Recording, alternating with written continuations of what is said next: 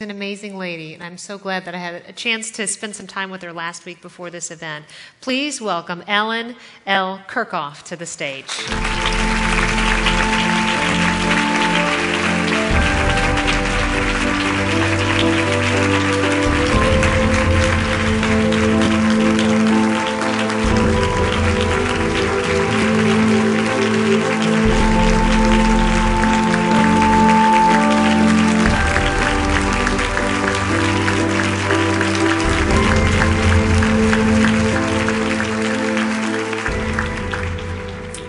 Thank you guys so much. You know, every day this is my life. And usually I don't look like this. And usually I'm not in front of a big crowd. But I'm sharing my life with you guys today to show you that taking power of your own life is so important. And doing absolutely anything you can to promote your own health is what you need to do. So thank you for coming and being an advocate for women's heart health. Go Red for Women is beginning its 12th year. Ironically, it was about 12 years ago when my symptoms were beginning, and they took over my life.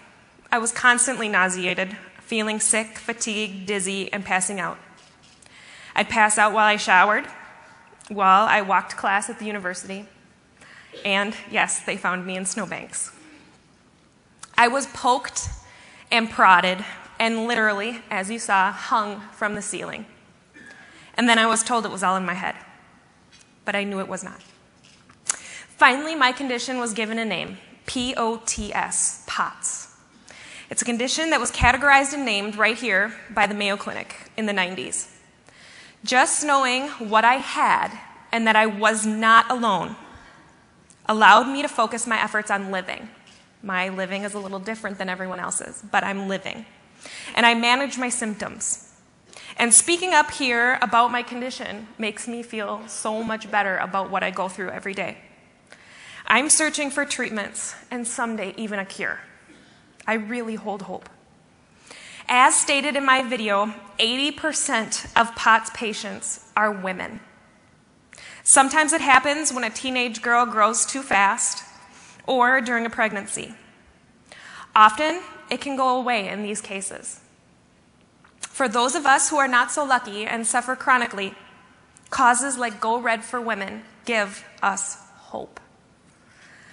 Hope that more awareness will allow more women with these symptoms to be properly diagnosed and treated so they don't have to suffer alone. I don't want to see another POTS patient hung from a ceiling.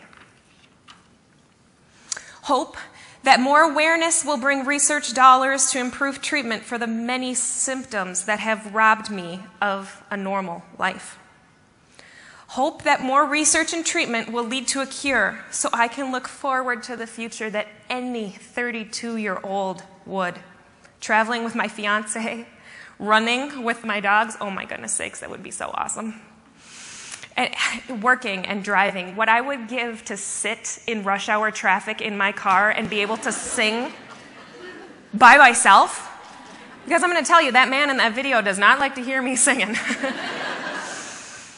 I have hope that someday I will walk down the aisle on my wedding day, and that my father will be able to walk me down that aisle to the man of my dreams, the man that takes care of me every day.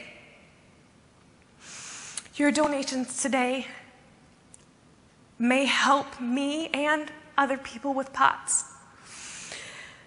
You could help fulfill my hopes and my dreams. And someday I could have a future without any limitations. I'm glad that through the generous sponsorship of many local companies, so many of you are able to join us here today. I hope you'll consider making a personal donation before you leave. Oh, sorry. We have almost 700 people in this room. Imagine if we all gave or donated the amount that we spend on our monthly cell phone bill, the amount that we splurge at the mall on a new pair of boots, or, you know, a night out in Minneapolis. I remember before I got too sick, Josh would take me downtown and we'd have a nice dinner sometimes. You know, that's expensive. We have not been able to do that for a long time, but you can.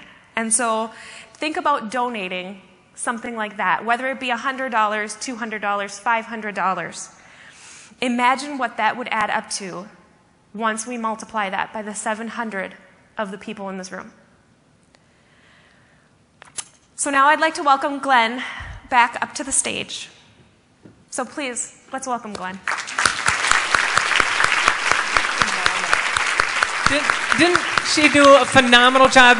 We need to give Ellen one more round of applause for having the courage to share her story. Thank you, Ellen, for being a spokesperson for us this afternoon.